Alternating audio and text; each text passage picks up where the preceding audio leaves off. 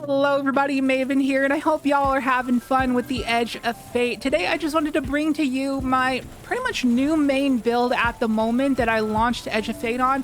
I was looking at all the TWABs recently and just like brainstorming what build I was going to start on, and I decided upon Actium War Rig with Tommy's Matchbook because both of these exotics received some massive buffs, and together it's absolutely disgusting.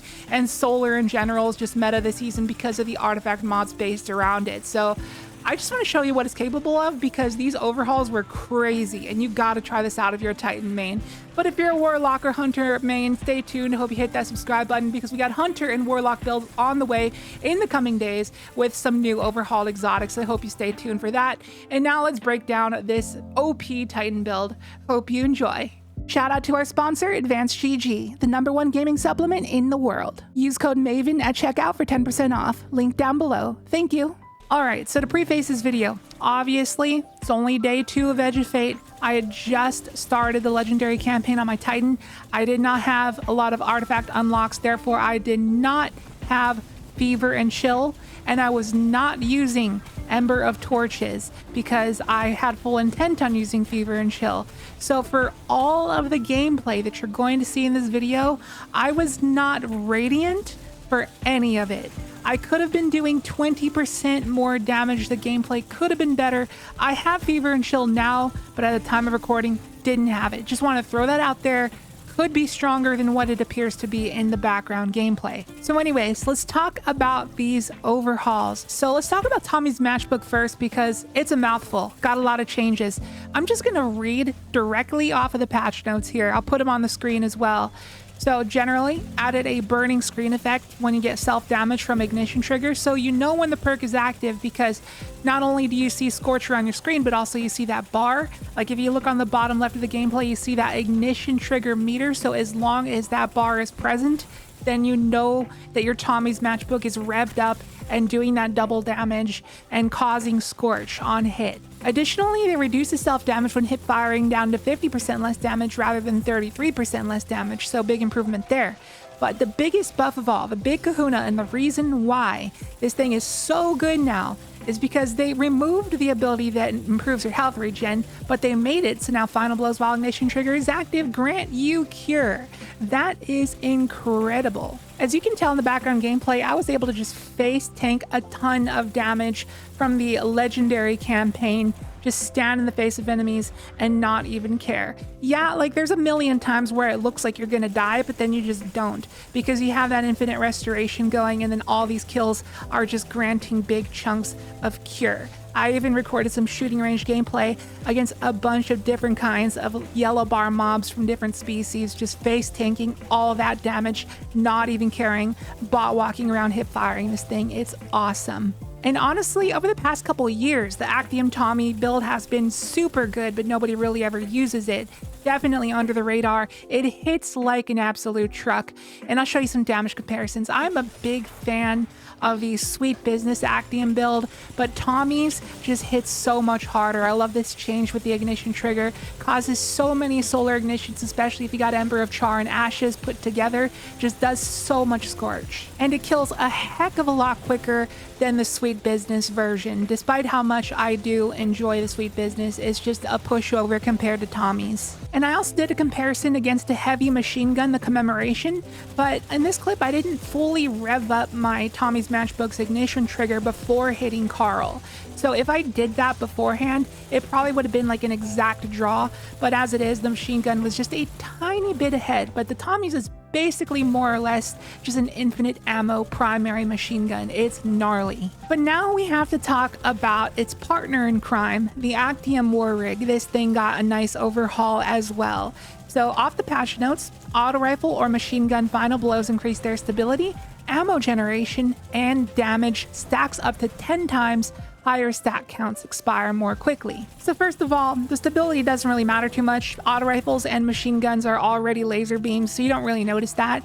The ammo generation though, I did a test in the Orrery. I recorded with the Actium and without it to compare to see how many ammo bricks I was able to generate. I'm not going to show both clips, so you have to just take my word for it. And I was kind of just eyeballing it and just like counting every time a brick spawned. So it felt like with the Actium war rig, special bricks spawn on an average of every 5 kills. And without the Actium war rig, it was spawning on every 7 kills. So you'll generate a lot of ammo using this build. And finally, let's talk about the damage stacks, because this leaves a little bit to be desired. Bungie, please buff this just a little bit more. So I did some testing in the shooting range. So at base to the body, we do 42 damage. And then when revved up with ignition trigger, we do 82 damage. And then after we get 10 stacks of that auto-loading link buff, you can see on the left side of the screen there, goes up to 48 damage at base and then 95 when revved up with ignition trigger. So that is a 15% damage buff, which is 1.5% damage per stack. And I gotta say, I'm a little bit underwhelmed with this, Bungie, because I'm spoiled by the Peacekeepers, which give SMGs a 100% damage buff. And already, as it is, SMGs as an archetype already hit harder than auto rifles. Yet the auto rifles in this exotic are still getting the smaller buff. I really wish that it was greater, like 50%, if not also 100% buff. I know it's asking a lot, but SMGs already hit harder, so just compensate just a little bit. I'd like it to be a little bit higher. But at the end of the day, something is better than nothing. At least the Actium is doing more than it previously did, so I'll take it. And to be honest, I'm still impressed with how hard this combo is hitting anyways, even despite not having Radiant for any point in this video, which could have been 20% more. And then I also didn't have Elemental Overdrive unlocked on the artifact. I don't know how big that buff is, but it will buff your solar weapons when you pick up a fire sprite. So your Tommies could be a lot stronger than mine when you optimize this build. All I had buffing me was triple solar surges on my boots. But Elemental Overdrive should be relatively easy to keep up, seeing as how Tommy's scorches on hit. So like every kill while ignition trigger is up is like basically guaranteed to make a fire sprite. And we have Ember of Searing, so defeating a scorched target creates a fire sprite. So that's just basically a guaranteed combo right there. And with Fever and Chill, it's going to be just seamlessly easy to be Radiant at all times, because it just takes like one solar precision kill to get like 15 seconds of Radiance. Just like a couple shots of a crit is just enough to make you Radiant for 15 seconds, and then you can extend that forever with Ember of Empyrean very, very easily. And Ember of Empyrean is also going to be our main method of survival, because that's going to extend the restoration that we can get either with the healing nade or walking through a sunspot. I highly recommend in the gameplay loop trying to get a bonk hammer kill as quick as you can, so you can make a sunspot to get in and get a few seconds of restoration. If not, just throw your healing nade. But then between that, just extending the restoration with Empyrean, and then also the cure for every final blow with the Tommies is how we're able to survive extremely well, even in legendary content. So that's basically the fundamentals of the build explained. So now let's actually break down the specifics. Let's go over our subclass here. For our first aspect, we got Soul Invictus. This is here just to make those sunspots when we defeat scourged targets or defeat enemies with abilities. And like I just said, that's very important. When you make a sunspot, go to it immediately. That's going to be your main method of trying to stay alive, because walking through that sunspot procs that restoration. Next up, we got Roaring Flames. Not absolutely necessary because we're not bonking with our hammer too much, but it is nice. You can get 3 stacks before you pop your super, and your super is going to do more damage. And then we got Ember of Ashes as our first fragment. Apply more Scorch stacks, can never go wrong, seeing as how Tommy scorches on hit. And then Char is going to combo nicely with that, since, you know, Tommy's easily triggers ignitions. So you're just going to apply more Scorch stacks to the same target, I believe, but don't quote me on that, but it should help you chain more ignitions back to back. And then Searing is going to be our method of creating fire sprites and also recharging our melee if we happen to lose our baby hammer off a cliff.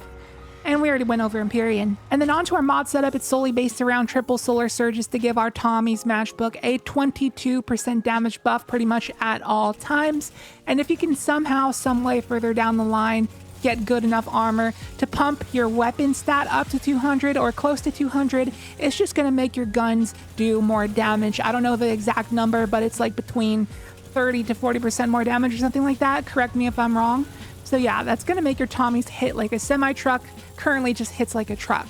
And for the rest of the mods, Siphon, Double Finders of your choice. Got Hands On, so we can make an orb on a bonk. We got a Solar Loader.